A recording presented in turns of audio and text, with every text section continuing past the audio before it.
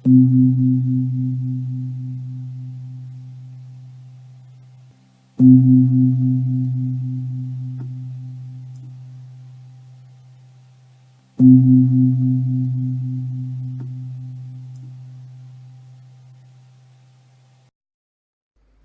องเสียงสวดมนต์ในพงหญ้าโดยพระอาจารย์สมภพโชติปัญโยมีคาถาพร้อมเวลาภัตตาการคือถ้อยคำอันประกอบไปด้วยธรรมในขณะที่ออกกำลังฉันอาหารฉันภัตตาหารในวันนี้ถ้าอยากจะพูดในเรื่อง ที่เราทั้งหลายอาจจะไม่เคยคิดด้วยซ้ำไปว่าเรื่องนี้มันเป็นสิ่งที่ควรจะฟังผมอยากจะพูดเรื่องเสียงสวดมนต์ในพงหญ้า ทำไมจึงใช้คำว่าเสียงสวดมนต์ในพงหญ้าในฤดูกาลเข้าพรรษาของเราในยามค่ำคืนเสียงรีดริ่งเรไรระงมร่ำร้องในพงหญ้าในอารามของเราเนี่ยซุ้มเสียงต่างๆเหล่านี้ไม่ว่าจะเป็นเสียงนกเสียงกายามกลางวันอย่างเมื่อตอนกลางวันมาพอแดดร่มลมตกก็เสียงแว่วของดุเหว่าบางครั้งเสียงนกยูงมันร้องเสียงดังๆมันตกใจมันก็บินร้องมันเห็นคนแปลกหน้าเข้ามาในวัดเสียงนกเขานกกาเหว่าเสียงนกเอี้ยงที่มันร้องคลอในขณะที่เราสวดมนต์หรือว่าเราให้พรนี่ก็ดีหรือว่าเสียงนกเงือกไอ้ตัวปากใหญ่ๆที่มันบินไปบินมาที่มันชอบจิกชอบตอดถ้าฟังให้ดีถ้าจิตใจเราสงบเสียงต่างๆเหล่านี้ก็เป็นอีกอย่างหนึ่งถ้าจิตใจเราวุ่นวายจิตใจเราไม่สงบเสียงเหล่านี้ก็เป็นเสียงที่น่ารำคาญมากเลยทีเดียวอย่างตอนเย็นๆแดดร่มลมตกเงาไม้ได้ทอดมาบังริมขอบสระวันไหนฟ้าไม่ตกฝนไม่ลงพวกผู้เฒ่าเหล่าอุบาสิกาก็เอาศาสตร์เอาเสื่อไปปูนั่งเพ่งดูผิวน้ำบางทีมีลมพัดมามันก็กระเพื่อมถ้าไม่มีลมมันก็สงบพิจารณาเข้าไปโอปนายิกังน้อมสิ่งเหล่านั้นเข้ามาใส่ภายในจิตเมื่อจิตใจของเรายามไม่มีอารมณ์ในอดีตในอนาคตในรูปเสียงกลิ่นรสสัมผัสขณะนั้นกระทบจิตใจเราอาจจะสงบเหมือนผิวน้ำที่ยังไม่มีลมมาพัดแต่เวลาใดอารมณ์อดีตบ้างอนาคตบ้างรักบ้างชังบ้างรูปเสียงกลิ่นรสอะไรที่มากระทบเข้าจิตใจก็จะหวั่นไหวเหมือนผิวน้ำในสระที่มีลมมาพัดสิ่งเหล่านี้เป็นอิทัปปัจจยตาเป็นปัจจัยซึ่งกันและกันเมื่อมีลมมากระทบผิวน้ำก็เกิดเป็นคลื่นถ้าจะตักเอาตัวคลื่นมามันก็ไม่มีแต่เพียงน้ำจิตใจนี้ก็เหมือนกันบางครั้งก็สงบมากบางครั้งก็วุ่นวายถ้าเราเป็นนักปฏิบัติธรรมสิ่งต่างๆเหล่านี้ล้วนแต่เป็นครูบาเป็นอาจารย์เอามาดูเอามาฟังดอกเย็นๆเสียงเขียดร่ำร้องในหน้าพรรษาเขียดตัวเล็กๆที่ภาษาบ้านเราเรียกว่าเขียดจนาเนี่ยมันร้องอยู่ทั่วไประงมไปหมดเลยในป่าข้าวเขียวๆทัศนียภาพซึ่งน่าดูน่าชมมากนอกจากนั้นเราก็จะได้ยินเสียงกาเหว่าแว่วจากยอดไม้สูงๆในอารามโผบินไปบินมากินลูกหมักเม่าต้นโน้นบางก็ไปกินลูกตะขบลูกแตกตรงโน้นเสียงนกเงือกเสียงนกยูงเสียงเหล่านี้ถ้าเรานั่ง สงบแบบสมถะบางครั้งนกโยงมันเสียงดังมากก็อาจจะสะดุ้งตกใจรำคาญอาจจะอยากจะไปบิดคอนกโยงให้มันร้องเสียงดังแต่ถ้าใจสงบลงไปอีกแบบหนึ่งเมตตาปาณีแผ่เมตตาจิตไม่มีประมาณเมตตัญจะสัพพโลกัสสมิงมานะสัมภวเยปริมนังแผ่เมตตาจิตไปในโลกไม่มีประมาณก็เห็นสัตว์เหล่านี้เป็นเพื่อนทุกข์เกิดแก่เจ็บตายเสียงเหล่านี้ก็เป็นเสียงร้องระงมเดียวของโลกตามธรรมดายิ่งเป็นเสียงที่ไพเราะไม่มีมายาสาไถนกเหล่านี้เขาร้องมาเราก็รู้ว่าเป็นเสียงนกโยงเป็นเสียงนกกระเหว่าเสียงนกเขาเสียงนกเงือกเสียงนกเอี้ยงมันไม่เปลี่ยนแปลงสรรพสำเนียงเสียงของมันไม่เหมือนเสียงของมนุษย์ที่ไม่มายาสาไถพอตกเย็นมาเสียงรีดริ่งเรไรก็ระงมในพงหญ้าในอารามข้างกุฏิบางท่านอาจจะรำคาญเสียงรีดริ่งเหล่านี้แต่ถ้าจิตใจเราสงบมากๆน้อมเสียงเหล่านี้มาเป็นอารมณ์เลยก็ยังได้มาเป็น subject meditation มาเป็นอารมณ์ของสมาธิเสียงเหล่านี้อาจจะกลายเป็นเสียงสวดมนต์ฟังให้ดีนะว่าถ้าสามารถฟังเสียงทุกเสียงเป็นเสียงสวดมนต์ได้ที่นั่นก็เป็นนิพพานที่นั่นก็เป็นสวรรค์เสียงบ่นเสียงด่าเสียงป้อยของคนทั้งหลายกลายเป็นเสียงสวดมนต์ที่นั่นก็มีนิพพานในนิพพานพระพุทธเจ้าไปบิณฑบาตในเมืองโกสัมพีนางมาคันธิยาจ้างคนมาเดินขบวนด่าท่านเฉยเหมือนเสียงสวดมนต์สำหรับท่านแต่พระอานนท์ก็ร้อนเหมือนไฟไหม้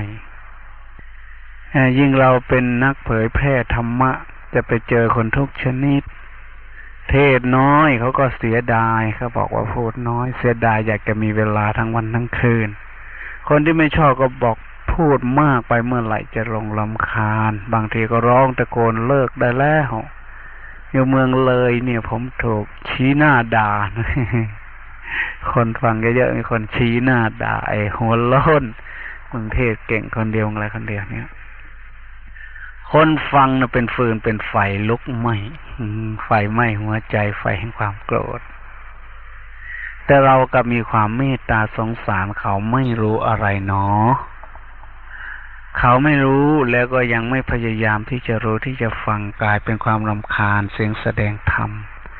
น่าสงสารคนอย่างนี้ถ้าไปอยู่กับคนชนิดเดียวกันก็คงจะเข็นจะฆ่ากันสงสารแท้ๆเกิดมามีกรรมมีเวรตาไม่บอดเหมือนตาบอดหูไม่หนวกเหมือนหูหนวกคนเช่นนี้ควรจะได้รับการให้อภัยไม่ควรไปโกรธเขาผมก็บอกคนทั้งหลายที่ฟังเทศนะอย่าไปโกรธขอแผ่บิณฑบาตอย่าไปโกรธแกเลยแกด่ามาแกอาจจะไม่รู้อะไรเลยจริงๆก็หยุดไปเทศไปเขาก็ชี้หน้าด่าอีก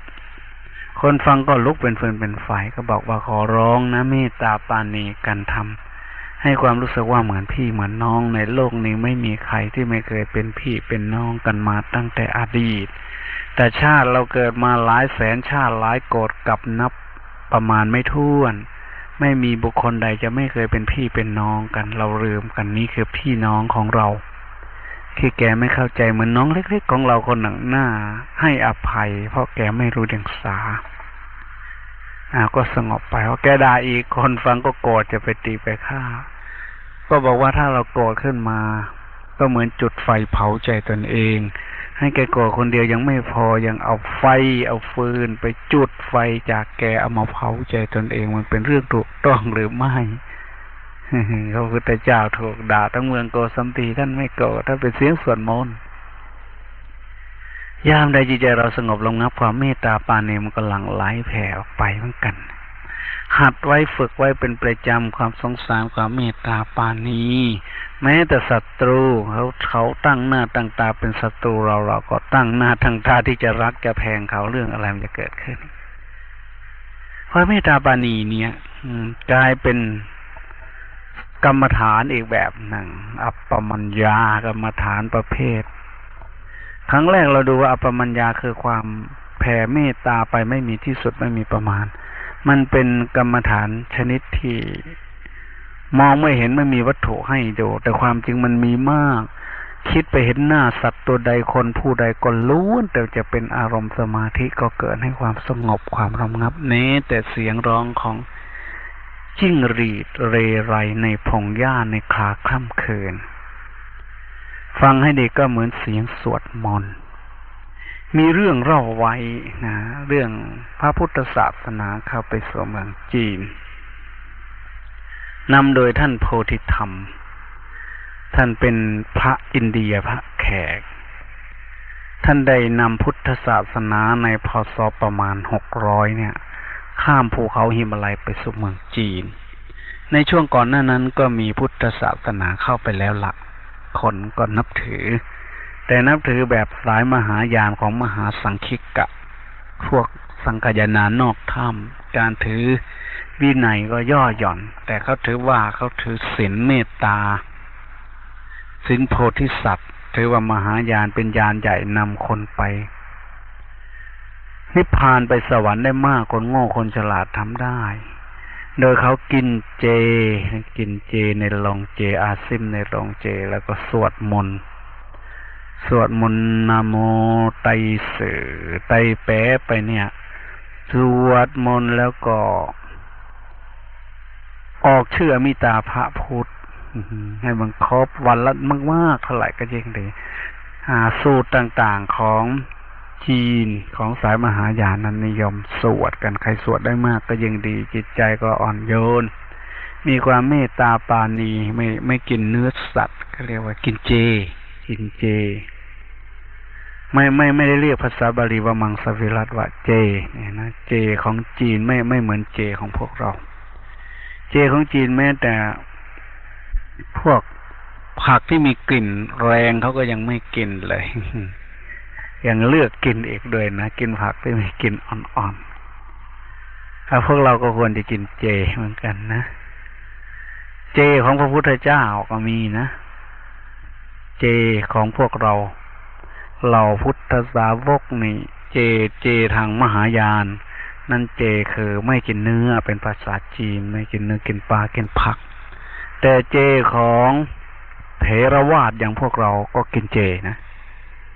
แต่จะคนละเจฟังให้ดีเจภาษาจีนยกเว้นเนื้อสัตว์แต่เจภาษาบาลีของฝ่ายเถรวาทอย่างเราเนี่ยเจตัวนี้แปลว่าถ้าขอถุงสระอาไม่โทท่าตรงกับภาษาฝรั่งว่าอีฟเจนัตถิถ้าไม่มีเจอัตถิถ้ามีกินเจก็หมายความว่ากินตามมีตามเกิดถ้ามันมีอะไรก็กินนั่นแหละกินเจทางเถรวาทมีผักกินผักถ้ามันมีผักอย่าไปเรียกร้องหาเนื้อหาปลามีเนื้อมีปลาก็กินเนื้อกินปลาอย่าไปเรียกร้องหาผักพระพุทธเจ้าท่านสอนว่าให้กินด้วยความรู้เท่าทันสลัดออกอย่าไปเป็นทาสของรสชาติเหล่านั้นอย่าหมกมุ่นสยบอย่าเพ่งโทษติเตียนสิ่งที่ไม่ชอบอย่าติดอาหารในส่วนสองนี่ก็เป็นเจนะถ้าเขามีผักอย่าไปเรียกร้องหาเนื้อหาอะไรมากกว่านั้นกินก็ไปเถิดนาให้มีชีวิตอยู่เพื่อประพฤติธรรมแต่ถ้ามันมีผักถ้ามันมีเนื้อมีปลาจะไปเรียกร้องหาผักก็มันผิดมันถูกท่านบอกว่าให้กินเหมือนน้ำมันหยอดเผารถไม่ได้กินน้ำมากแต่กินเหมือนน้ำมันหล่อเลี้ยงเผารถให้มันหมุนไปได้ให้เหมือนพ่อแม่มีบุตรคนเดียวอุ้มลูกข้ามทะเลทรายลูกตายในอ้อมกอดไม่มีอะไรจะกินเพื่อไม่ให้ตนเองตายก็เลยกินเนื้อบุตรในทะเลทรายในพุทธเจ้าบอกว่า เธอกินอาหารทุกวันให้เหมือนพ่อแม่มีลูกคนเดียวแล้วตายไปในอ้อมกอดเดินทางในกันดารในทะเลทราย กินเนื้อบุตรในทะเลทรายจะอร่อยไหมจะหมกมุ่นสยบไหมกินไปน้ำตาไหลน้ำตาร่วงสงสารลูกน้อยๆที่ตายไปแต่ไม่กินพ่อแม่ก็จะตายก็เลยกินไปคิดถูกหรือไม่อย่างนี้ฟังถูกหรือไม่นั่นแหละพวกมหายานมีอย่างนั้นที่นี้เมื่อท่านโพธิธรรมท่านเป็นเถรวาทเข้าไปสู่อินเดียอาจจะอินเดียสู่จีนท่านจะไปบอกว่าให้กินเนื้อกินปลาอย่างไงเขากินผักกินหญ้ามันก็ยิ่งเป็นการดีก็กินอย่างนั้นแหละเวลานั้นท่านไปก็มีพระจีนองค์หนึ่งที่กำลังนั่งแสดงธรรมอยู่ท่านก็ไปนั่งอยู่ท้ายแถวประเพณีจีนอินเดียนี่เขาก็กินน้ำชาท่านก็ไปนั่งฟังการแสดงธรรม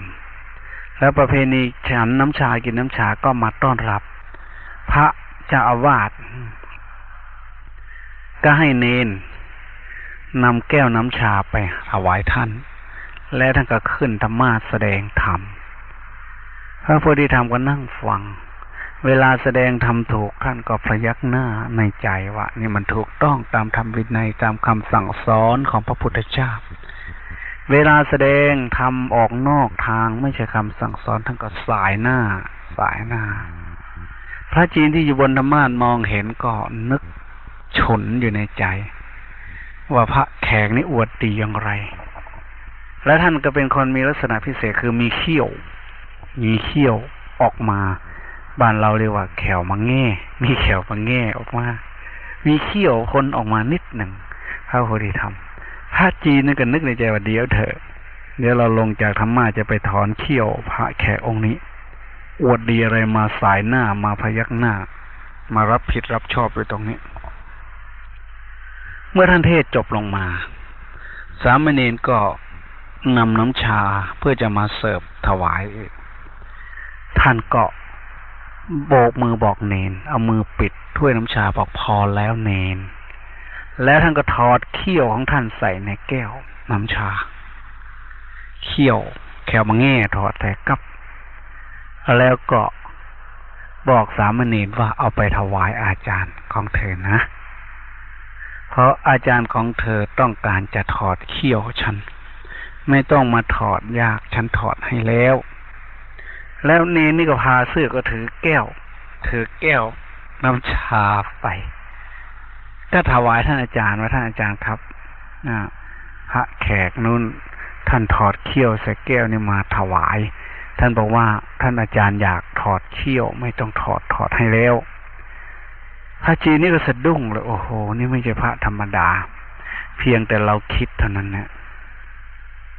ก็ยังรู้นี่คงจะต้องเป็นพระอรหันต์ก็รีบกุลีกุจอจะมากราบแต่ท่านก็ลุกขึ้นทันที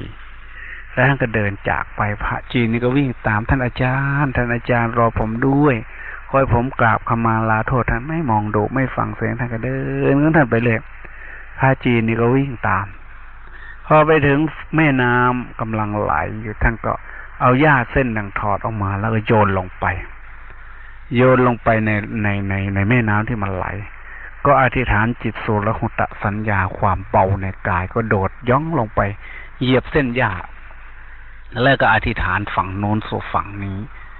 หญ้าก็ลอยไปถึงฝั่งโน้นปั๊บส่วนพระจีนนี่ก็วิ่งเรียบฝั่งท่านอาจารย์รอผมด้วยท่านอาจารย์รอผมด้วยแต่ก็ไม่มีทางที่จะข้ามมีผู้หญิงแก่คนหนึ่งแบกมัดปอแห้งมามัดปอแห้งเป็นไม้ลำปอก็บอกว่าทำไมต้องร้องแรกแหกกระเซอทำไมไม่โดดน้ำว่ายข้ามไปเล่าพระจีนนี่บอกว่าอาตมาว่ายน้ำไม่เป็นจะจมน้ำตายโยมผู้หญิงก็โยนไม้ลำปอลงให้วันนี้โดดลงไปเกาะอันนี้ก็ว่ายข้ามไปสิมันไม่จมดอกก็โยนให้พระจีนสถามากก็โยนไม้ลำปอลงน้ำแล้วก็ลงไปเกาะว่ายข้ามไปอยากปอนมดตามท่านไปท่านก็ไปพูดด้วยไปอยู่ในถ้ำก็ไปด้วยกันไปบิณฑบาตก็ไปด้วยกันกลับมาก็หันหน้าเข้าถ้ำนั่งเพ่งฌานสบายพ ระจริงก็ไปนั่งอยู่ข้างหลังกาวขอท่านอาจารย์แสดงธรรมให้ผมฟังทีอย่างนั้น8 ปีที่ไม่พูดด้วยไม่หันหน้ามามองนี่คือการทดสอบศรัทธานะการปฏิบัติธรรมต้องมีศรัทธายอมเป็นยอมตายนะแต่พวกเราในปวดหัวมัวเก้าสักหน่อยกลัวตายแล้วปฏิบัติธรรมภาษาอะไรกับการไปนั่งอยู่ข้างหลังอาจารย์โพธิธรรม8 ปีท่านไม่พูดด้วยสุดท้ายปีที่8ท่านหันหน้ามาถามว่าเธอมีศรัทธาในธรรมะนี่แค่ไหนท่านองค์นี้ก็เอาขวานออกมาทันทีเลยมีขวานอยู่ข้างๆก็ตัดแขนตนเองข้างหนึ่งใส่จานแล้วก็ถวายท่านอาจารย์ว่านี่แหละผมมีศรัทธาขนาดนี้อาจารย์ก็มั่นใจว่าเขามั่นเขามีศรัทธามั่นขนาดนี้ตัดอวัยวะถวายแล้วข้างก็ถามว่าจะให้ฉันแสดงทำอย่างไรฟังบอกว่าช่วยแสดงธรรมล้างจิตของผมทีจิตของผมมันเศร้ามันหมองมันไม่รู้จักอะไรถ้าก็ถามมาอีกวันไหนละจิตเอาจิตมาฉันจะล้างให้มาถึงตรงนี้เอง8 ปีที่นั่งสงบด้วยกันก็บอกว่าจิตมันไม่มีเมื่อมันไม่มีแล้วจะล้างยังไงเมื่อจิตไม่มีความสกปรกในจิตก็ไม่มีแม้แต่ตัวจิตก็ไม่มีจะเอาสกปรกไปเกาะไว้ในจิตตรงไหนถ้าจิตไม่มีถึงตรงนี้ก็วาบถึงอนัตตาว่าไม่มีตัวตนสุญญตาว่างเปล่าจากความหมายแห่งความมีตัวตนนิสัตโตนิชีโวสุญโญไม่ใช่สัตว์บุคคลตัวตนเราเขาโอ้ยว่างเปล่าจากความหมายเป็นเพียงธาตุ4 ขันธ์ 5จะไปยึดมั่นถือมั่นว่าเราว่าใจเรายังไงก็บรรลุธรรมวาบกันมาในทางมหายานเขาจึงมีพระพุทธรูปแขนขาดให้เราเห็นอันนี้เล่าให้ฟังว่าศรัทธาขนาดนี้นี่เรากำลังจะพูดถึงเรื่องสวดมนต์ในพงหญ้าเสียงสวดมนต์ในพงหญ้าหลังจากนั้นท่านโพธิธรรมก็ได้เดินทางบุกป่าฝ่าดงจากป่าสู่ป่าจากเขาสู่เขาบอกท่านนั้นที่ได้เข้าใจธรรมะให้กลับคืนไปสั่งสอนธรรมะอีกเช่นเคยอยู่ที่วัดเก่านั่นแหละส่วนท่านก็จากกันเดินทางต่อไปวันหนึ่งท่านพระโพธิธรรมได้เดินทางผ่านมาที่พงหญ้าในป่าแห่งหนึ่งโสตประสาทของท่านก็ได้สัมผัสเสียงประหลาดจึงหยุดยืนพิจารณาฟังเสียงนั้นปรากฏว่าเป็นเสียงสวดมนต์ฟังไพเราะมากวิเวกฟังเวงเยือกเย็นเป็นท่วงทำนองท่านยิ่งทวีความพิศวงสงสัยมากขึ้นเอะใจว่าใครเนาะมาซุ่มสวดมนต์สูตรศักดิ์สิทธิ์นี่อยู่ในพงหญ้าริมทางท่านจึงยืนสำรวมใจแล้วก็ส่งกระแสจิตไปค้นหาที่มาของเสียงนั้นเวลาใดเราได้ยินเสียงพวกเราเนี่ยบางวันเราอาจจะได้ยินเสียงสวดมนต์เราจิตใจเราสงบไประยะหนึ่งโดยไม่ตั้งใจเพราะเราฝึกกันมามากตื่นแต่ตี 2ทุกวันฝึกสมาธิภาวนาเนี่ยถึงจุดหนึ่งโดยเราไม่ตั้งใจเราอาจจะได้ยินเสียงสวดมนต์เสียงรีดติ่นเรไรในป่าดงพงไผ่กลายเป็นเสียงสวดมนต์ที่ไพเราะมากเสียงนั้นยิ่งฟังยิ่งไพเราะถ้าเราใช้จิตน้อมเข้าไปไม่ต้องดูลมหายใจไม่ต้องดูอะไรเอาเสียงนั้นเป็นอารมณ์เจาะลงไปเสียงนั้นจะเริ่มชัดเจนขึ้นมากขึ้นขนลุกขนพองหลังจากนั้นอาจจะมีเสียงอันหนึ่งแทรกขึ้นมาในเสียงสวดมนต์เป็นเสียงอยู่ลึกเสียงในเสียงจะมีเสียงในเสียงสวดมนต์นั้นดังขึ้นมาฟังด้วยสติสัมปชัญญะช่วงนั้นเราจะลืมปวดแข้งปวดขาปวดเนื้อปวดตัวลืมความง่วงเหงาหาวนอนถ้าเราใช้สติใช้สมาธิดีๆใช้สติจ่อฟังเข้าไปเอาสิ่งเหล่านั้นเป็นอารมณ์ให้เป็นอารมณ์เดียวในเสียงก็จะได้ยินเสียงอีกอันหนึ่งเรียกว่าเสียงในเสียงที่ลึกแหลมลึกฟังนิ่มนวลอยู่ภายในลึกๆก็แทรกขึ้นมาเมื่อแทรกขึ้นมาแล้วเสียงนี้ก็จะชัดเจนนิ่มนวลมาด้วยกันเมื่อเสียงนี้ดังขึ้นเสียงสวดมนต์ค่อยอ่อนลงนิ่มนวลลง เสียงที่ว่าลึกๆนี่ก็โผล่ขึ้นมาหลังจากนั้นเสียงนี้อาจจะดึงดูดเราเหมือนออกมาจากตัวเราทะลุขึ้นสมองแหลมขึ้นบนฟ้าแล้วดูดเราเนี่ยลอยไปจิตเราจะลอยเวิ้งว้างอยู่ในบรรยากาศห้วงสุริยะจักรวาลข้างบนนู่นช่วงนี้ไม่อยากกินข้าวดอกไม่อยากหลับไม่อยากนอนอยากจะนั่งอยู่ทั้งวันทั้งคืนจิตชนิดนี้มันก็มีนะบางท่านบางคนอาจจะได้ยินอาจจะได้สัมผัสครั้งแรกก็ไม่มีเสียงอะไรนั่งไปก็มีเสียงเป็นลมออกหูเสียงเป็นเหมือนน้ำตกจากหน้าผาเสียงเหมือนลมพัดยอดไม้ชายเขาฟังไปจิตสงบลงท่านน้อมเข้าไปก็จะเริ่มอาจจะเป็นเสียงสวดมนต์หรืออาจจะเป็นเสียงดนตรีที่ฟังไพเราะเหมือนเสียงนั้นมาจากสวงสวรรค์ขับกล่อมบรรเลงแต่เสียงเหล่านั้นก็คือเสียงทั่วๆไปที่มีอยู่โดยทั่วๆไปเป็นคลื่นเสียงในบรรยากาศทั่วๆไปนี้เองแต่เสียงนั้นมาจากไหนพระพุทธเจ้าท่านบอกว่ากัมมนิยังจิตตังเมื่อจิตควรแก่การงานมุทุตังจิตตังกัมมนิยังจิตตังจิตนุ่มนวลจิตควรแก่การงานแล้วอุโพสัตทังสุนาตินมติเยทิพาเยจะมนุษสาเธอย่อมน้อมจิตไปฟังเสียงได้สองชนิดคือเสียงทิพย์เสียงมนุษย์แม้แต่เรายังไม่รู้จักน้อมไปมันก็มีเสียงเหล่านั้นแทรกเข้ามาให้ได้กิจเหมือนท่านโพธิธรรมท่านก็เอะใจว่า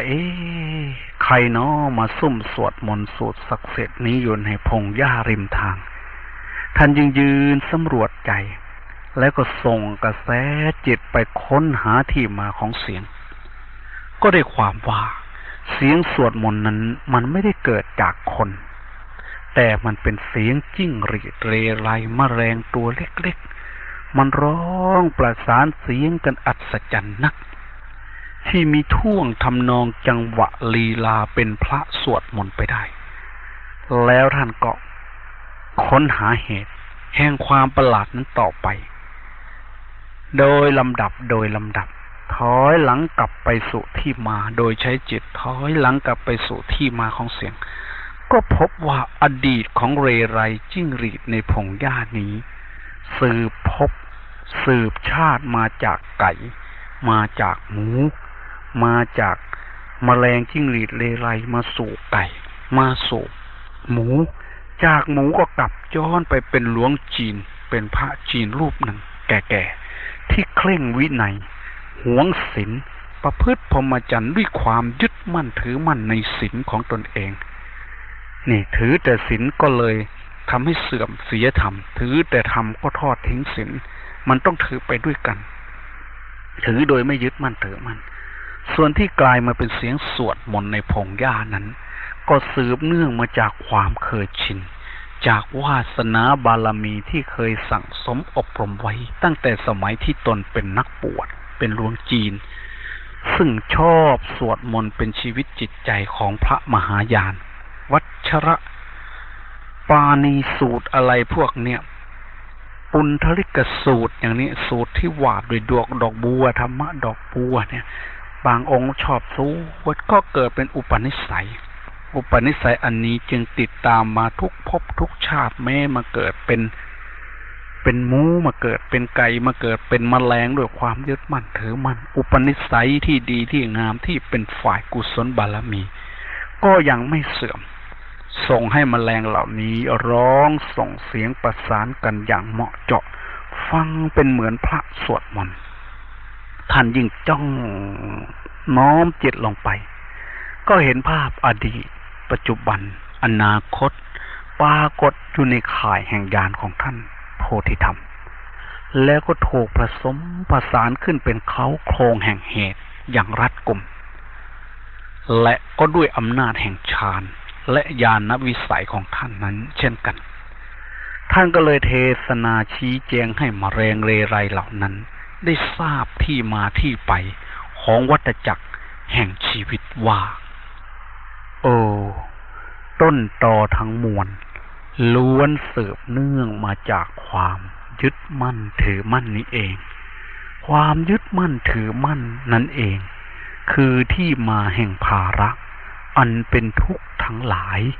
หรือสาเหตุแห่งความหนักหน่วง the burden of life คือความหนักหน่วงแห่งชีวิตไม่ว่าสิ่งใดนี่แหละเขาจะต้องจำไว้ให้ดีๆคนดีผู้ที่ทำดีถือศีลยึดศีลทำบุญยึดบุญแบกบุญเทินบุญผู้ใฝ่บุญเมาบุญ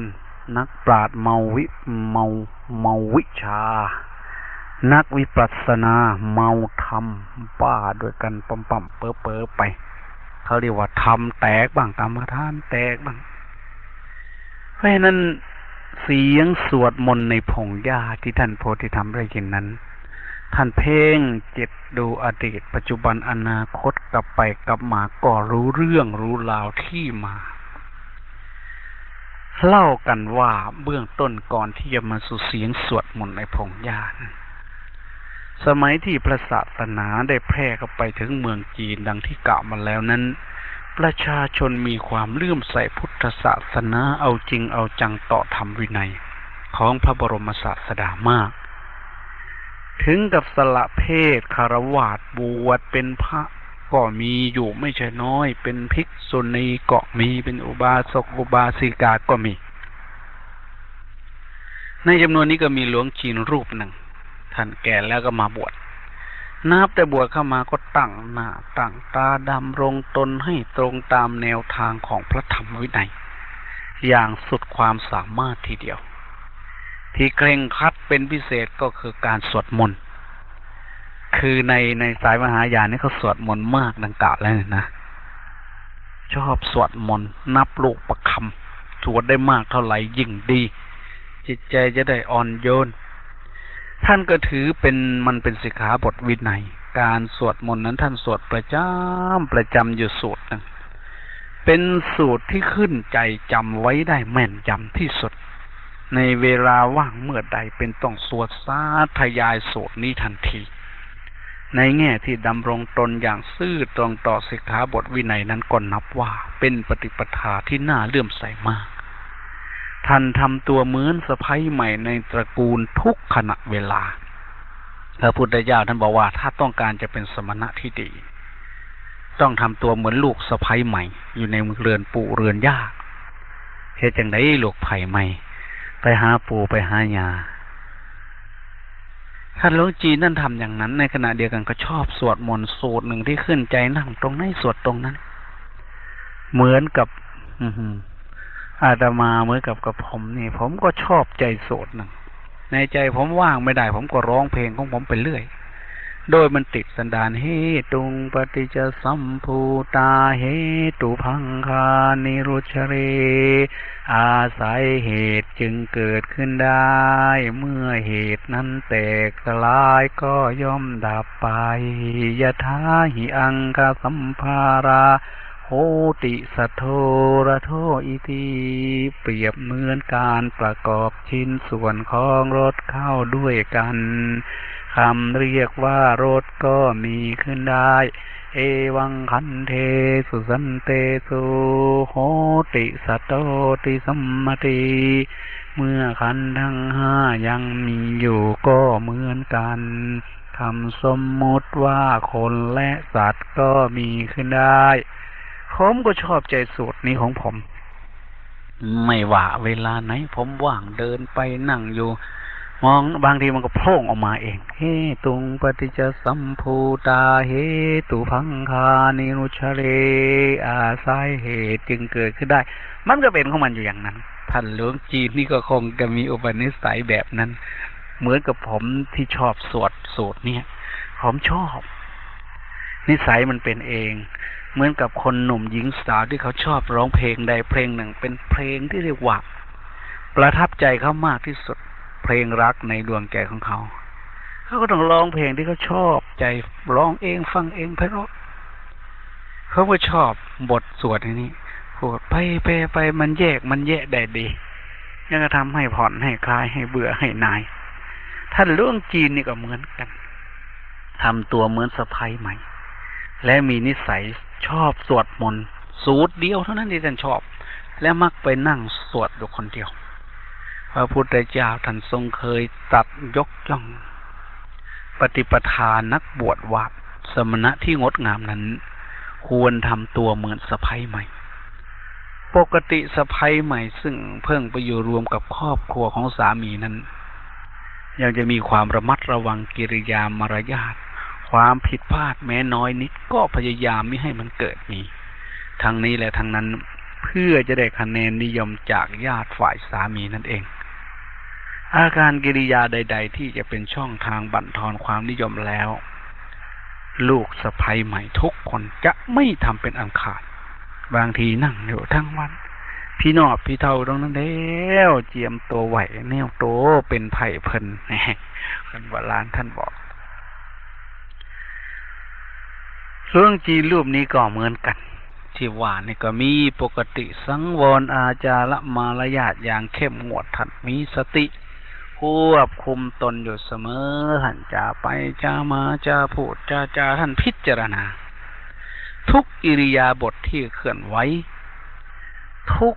ความรู้สึกแห่งใจนึกคิดมันแผ่ไปด้วยความเมตตาการุณทั้งนั้นศีลของท่านก็แน่นรักศีลมากเลยความผิดความชั่วแม้เล็กๆน้อยๆท่านก็ไม่ยอมทำละเมิดและก็นำเอาสิกขาวินัยออกมาทดสอบความประพฤติของตนเองอยู่ตลอดเวลาพระสงฆ์องค์เจ้าของเราบางสำนักท่านเคร่งศีลมากหน้าเคารพหน้าอนุโมทนาสาธุการเล็กๆน้อยๆท่านไม่ทำหน้าอนุโมทนาแต่ถ้าท่านไม่ทำนั้นท่านมีปัญญาคลองตนรู้จักไม่ยึดมั่นถือมั่นในความดีในศีลนั้นจะเป็นการดียิ่งแต่บางครั้งมันเกิดเป็นความทุกข์เกิดเป็นอาการที่เรียกว่าศีลเป็นพิษเห็นหน้าคนใดคณะใดหมู่ใดไม่ดีทั้งนั้นรังเกียจรังงอนตั้ง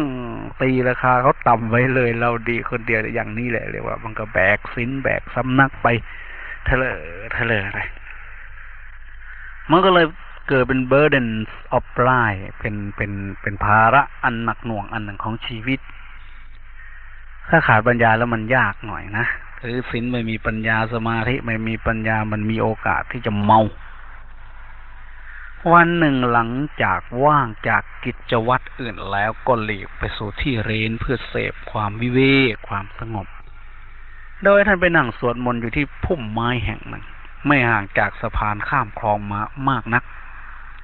ขณะที่กำลังภาวนาสวดมนต์สาธยายสูตรสำเร็จที่ท่านพอใจอยู่นั้นก็มีชายเลี้ยงหมูคนหนึ่งต้อนหมูฝูงหนึ่งเพื่อจะข้ามสะพานไปสู่โรงฆ่าบังเอิญเจ้าหมูฉลาดตัวหนึ่งมันกำลังรู้ว่าเขากำลังต้อนมันไปฆ่าด้วยความกลัวมันก็เลยแยกแตกฝูงวิ่งแนบออกจากฝูงเลยหันหลังให้นั้นเข้าไปในพุ่มไม้แต่ก็หาได้รอดพ้นจากสายตาของชายผู้ที่เป็นเจ้าของไม้ชายผู้นั้นเห็นหมูตัวนั้นมันวิ่งออกไปก็เรียกเพื่อนมาบอกต้องไล่ต้อนพวกนี้ออกไปนะไปเรื่อยๆไอ้ตัวหนึ่งมันหายไปแล้วฉันจะตามไปชายผู้นั้นก็สะกดรอยตามไปเพื่อต้อนกลับเข้าฝูงเมื่อผ่านเข้าไปในพุ่มไม้แทนที่จะเจอหมูก็กลับไปเจอเอาหลวงจีนรูปนี้เข้าก็เลยถามบอกว่าท่านหลวงจีนเลื่อนนั่งอยู่ตรงนี้ว่าเงี้ยมานานเลี้ยวเห็นหมูของอ้วนมาตรงนี้ไหมหลวงจีนเมื่อถูกถามก็อึ้งอยู่ครู่หนึ่งตามวิสัยของคนมีสติ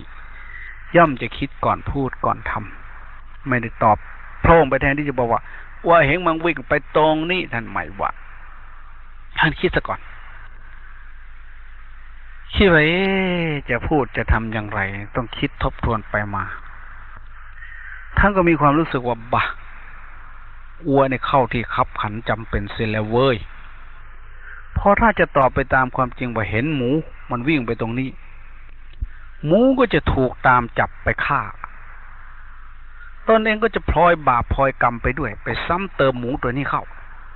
ถ้าเราไม่บอกมันก็จะไม่ตายแต่ครั้นจะไม่ช่วยไม่บอก คือถ้าจะช่วยให้หมูรอดพ้นไปโดยอาการไม่บอกให้พ้นไปจากการตามจับของเจ้าของไม่บอกว่าเห็น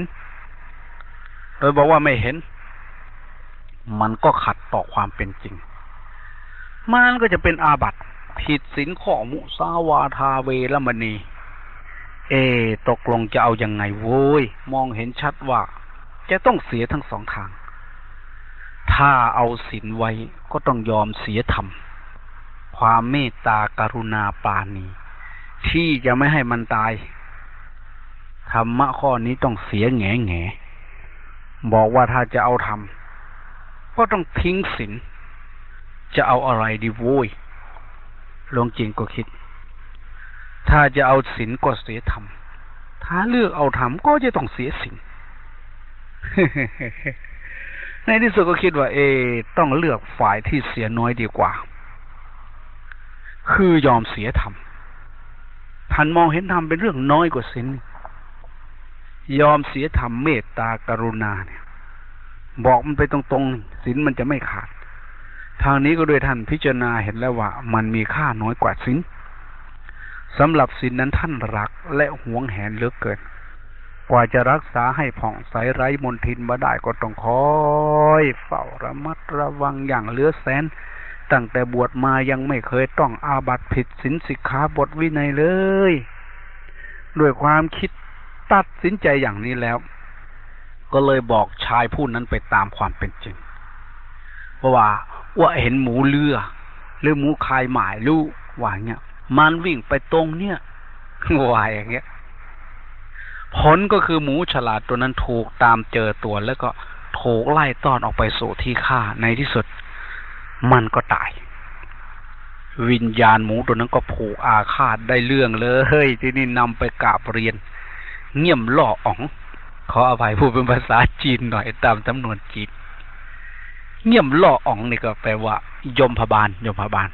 ภาษาเจ๊กว่าเงี่ยมล่ออ๋องแล้วก็กล่าวโทษว่า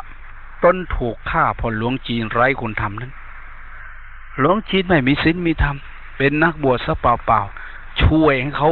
บอกอย่างดีเลยว่าไปตรงถ้าหลวงจีนไม่บอกผมไม่ตายแน่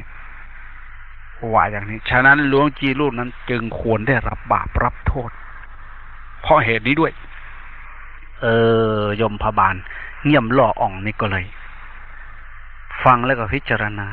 เยี่ยงผู้พิพากษาที่ดีหรือตำรวจที่ดีเมื่อเกิดมีคดีพิพาทขึ้นต้องหาทาง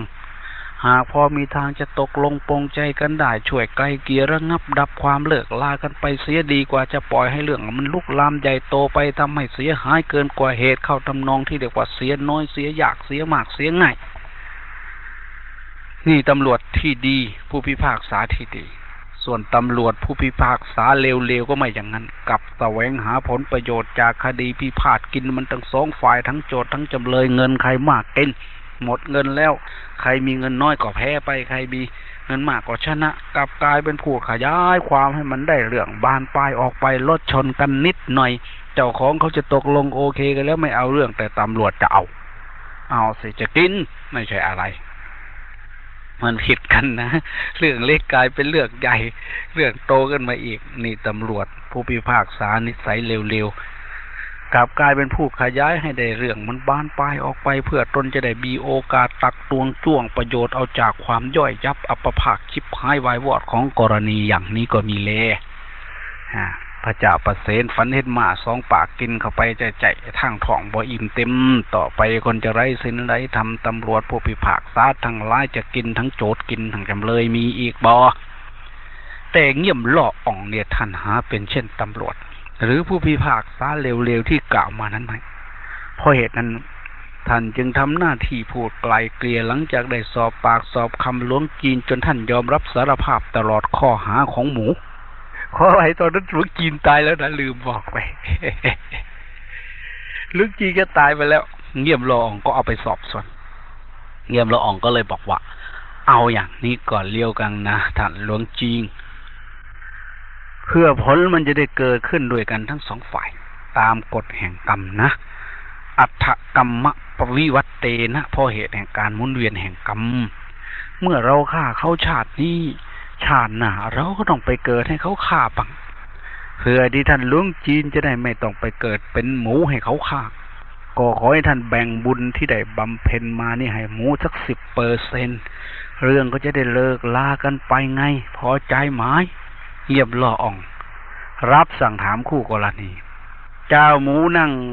ฟังหูตั้งอยู่ก็ตอบว่าตกลงหากได้บุญสัก10%เป็นเครื่องทำขวัญแล้วก็ไม่ติดใจเอาความกันต่อไปว่าอย่างเงี้ยแต่หลวงจีนหาตกลงไม่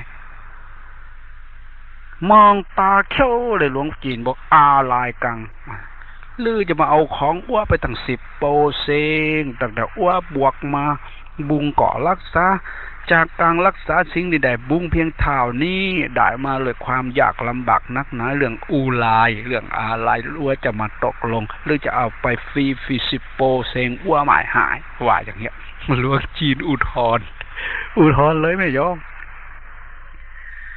ที่นี่เงียบละอองก็บอกว่าถ้าไม่ตกลงท่านจะต้องไปเกิดเป็นหมูใช้หนี้กรรมเวรเขานะเงียบละอองว่าเป่งหมูกับเป่งสีนาว่าเขาไปนั่นเองหลวงจีนยืนอย่างข้ออย่างเลียวอย่างให้อ้วต้องสิ่งเปลืองสิ่งที่บำเพ็ญมาเกาะเลี้ยวกันตั้ง10%เพราะความที่หลวงจีนหวงศีลยึดมั่นถือมั่นกับศีลนี่เองหลวงจีนก็ไปเกิดเป็นหมูโดยอำนาจศีลาจารวัตทำให้หลวงจีนลำลึกชาติได้เกิดเป็นหมูปั๊บจำชาติหนหลังได้แม่เห็นอัตภาพแห่งความเป็นหมูนี่ราวกับตกนรกปรารถนาที่จะกลับไปสู่ความเป็นมนุษย์อีกจิตใจหมูหลวงจีนนี่ก็เต็มไปด้วยความกัดกลุ่มกระวนกระวายดิ้นรนคับแค้นร่ำร้องแต่จะได้อัตภาพเป็นมนุษย์เมื่อไหร่น้ามันจะตายสักทีจะได้ไปเกิดเป็นคนให้มันสิ้นกรรมสิ้นเวรกันในที่สุดหมูหลวงจีนนี่ก็คันจะรอให้สิ้นชาติแห่งหมูตายไปโดยธรรมชาติเขาฆ่าเขาเชือดแล้วจะไปเกิดเป็นมนุษย์มันไม่ทันใจเมื่อนายอัตภาพภาวะของหมูรอให้ตายเองมันก็ช้าเสียจริงๆในที่สุดหมูวางแผนที่จะฆ่าตัวตาย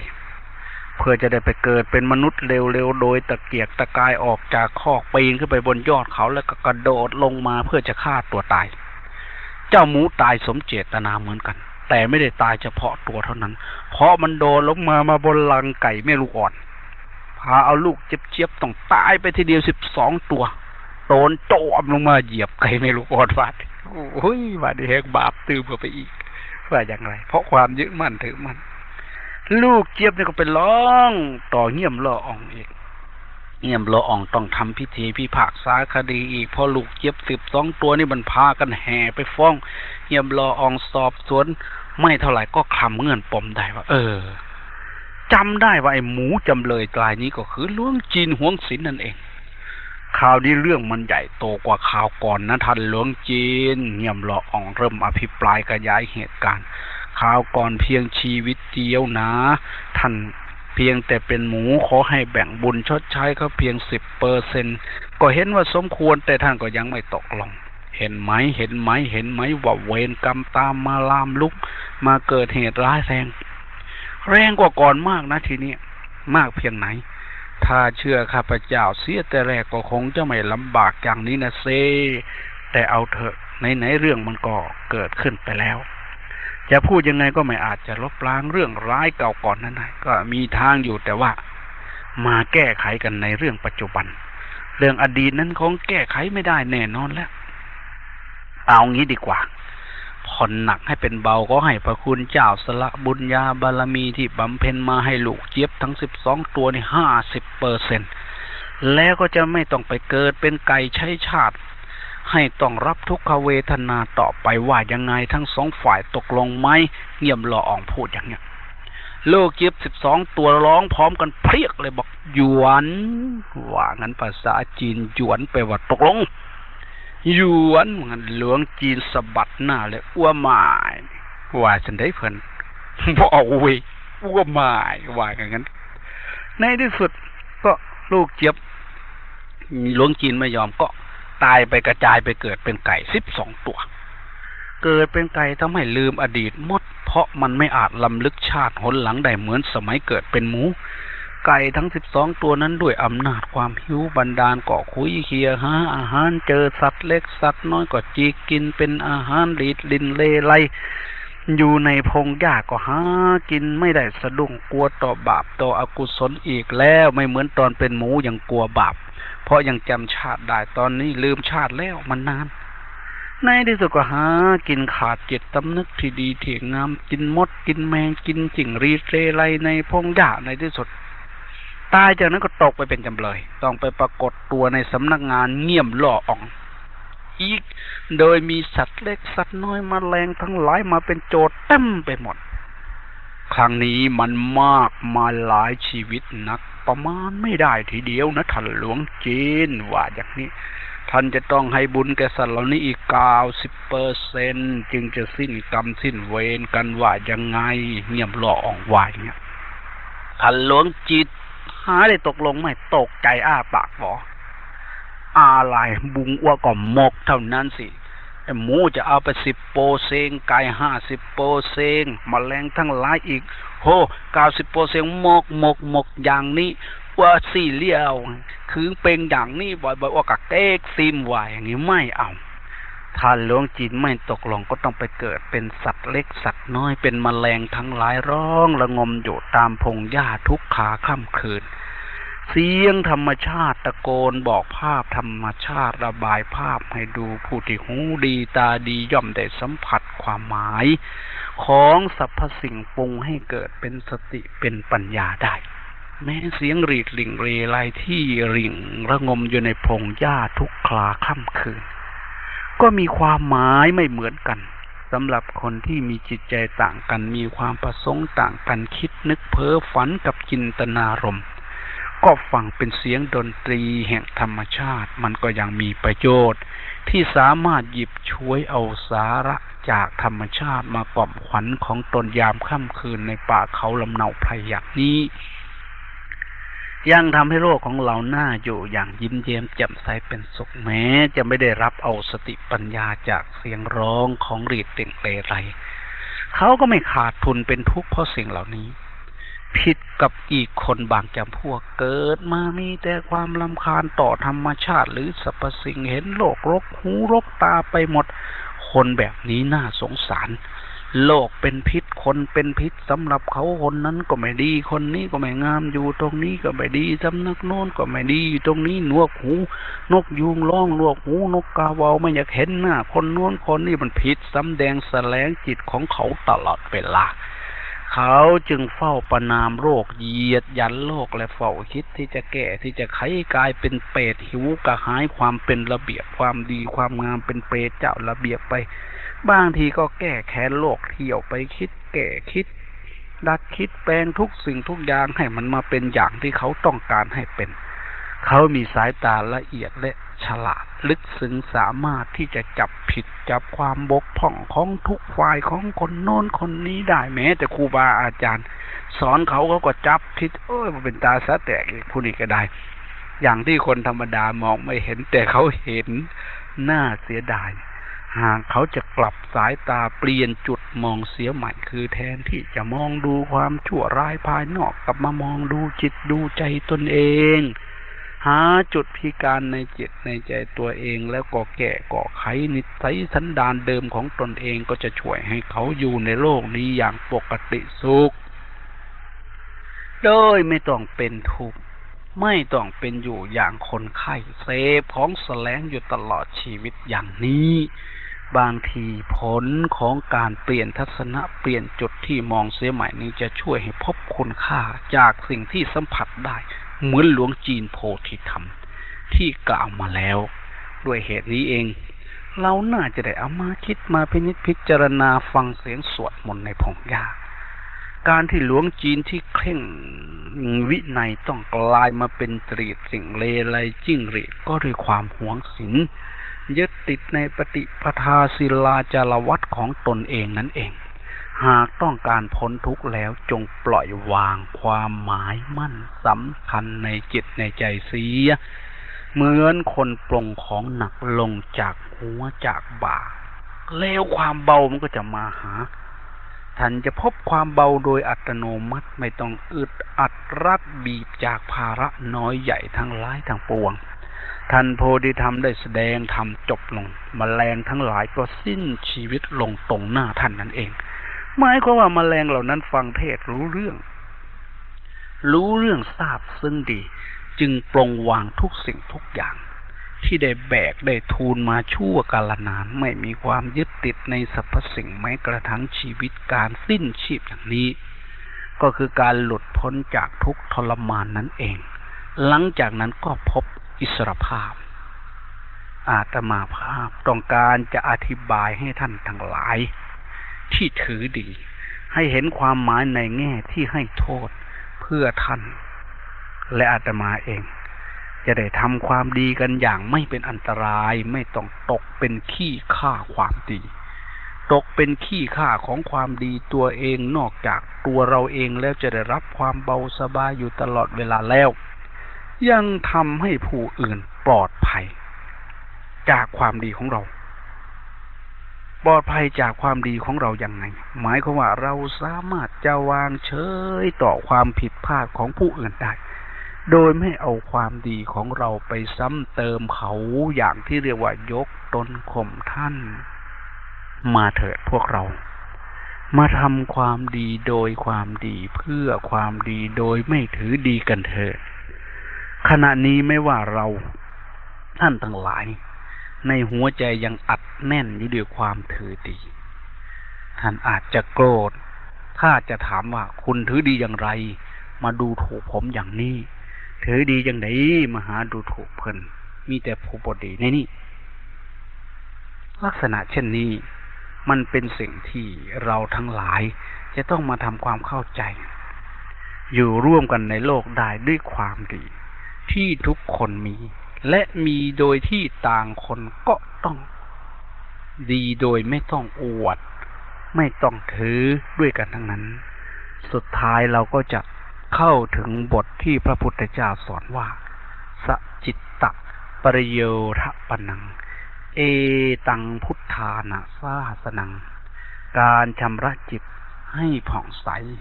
ไม่ยึดมั่นถือมั่นเป็นคำสอนของพระพุทธเจ้าเหล่าผู้รู้ทั้งหลายในอดีตที่มีมายาวนานอนาคตการจะมาถึงหรือปัจจุบันนี้ก็ดีคำสอนของพระพุทธเจ้าเหมือนกันหมดละชั่วเสียกระทำแต่สิ่งที่ดีที่งามชำระจิตให้ผ่องใสโดยการปล่อยวางไม่ยึดมั่นถือดีจงทำความดีเพื่อปล่อยวางรักษาศีลเพื่อปล่อยเพื่อวางเจริญสมาธิเพื่อมีกำลังจิตใจปัญญานำไปสู่การปล่อยการวางความยึดมั่นถือมั่นมีปัญญาเพื่อสลัดออกเพื่อหลุดพ้นวิมุตติภาพอิสรภาพความเป็นผู้ไกลห่างจากความทุกข์ก็จะเกิดขึ้นในจิตในใจพุทธศาสนาทั้งหมดนั้นมีคำสอนอยู่เพียงเท่านี้สัพเพธัมมานาลังอภินิเวสายะสิ่งทั้งหลายทั้งปวงอันบุคคลไม่พึงเข้าไปยึดมั่นถือมั่นควรฟังในเรื่องนี้ควรพยายามในเรื่องนี้ประพฤติปฏิบัติในเรื่องนี้เท่านี้ก็จบในเรื่องคำสอนของพระพุทธเจ้าไม่ทราบว่าจะฟังกันถูกหรือไม่ขอยกตัวอย่างก่อนจะจากกันอนาถบิณฑิกเศรษฐีผู้ยิ่งใหญ่มีชื่อเสียงมากเป็นคนที่สังคมรู้จักมากและเป็นผู้ช่วยเหลือคนยากคนจนเป็นที่พึ่งของคนจนในกรุงสาวัตถีแคว้นโกศลได้สร้างเชตวันมหาวิหารถวายพระพุทธเจ้าเลี้ยงพระวันละ500 รูปไม่ขาดสิ้นทรัพย์เป็น80 โกฏเป็น800 ล้านวันหนึ่งท่านป่วยไข้เจียนตายจวนจะตายมีความรู้สึกว่าคงไม่รอดก็ได้ให้คนใช้ไปตามนิมนต์พระสารีบุตรพระอานนท์ให้มาเยี่ยมสารีบุตรและอานนท์เข้ามาก็ได้มาตรัสถามว่าดูก่อนคือหบดีโรคาพยาธิของท่านไม่บรรเทาเบาบางลงแลหรือท่านพอทนได้หรือบอกว่าท่านผู้มีอายุท่านผู้เจริญผมคงทนไม่ได้โรคภัยไข้เจ็บมีแต่กำเริบ ในหัวผมเหมือนบุรุษเอาครีมเหล็กมาคีบในท้องในไส้เหมือนคนฆ่าโคลูกมือคนฆ่าโคใช้มีดคมๆมาควานในร่างกายทั้งหมดเหมือนบุรุษผู้มีกำลังแข็งแรงจับไปย่าง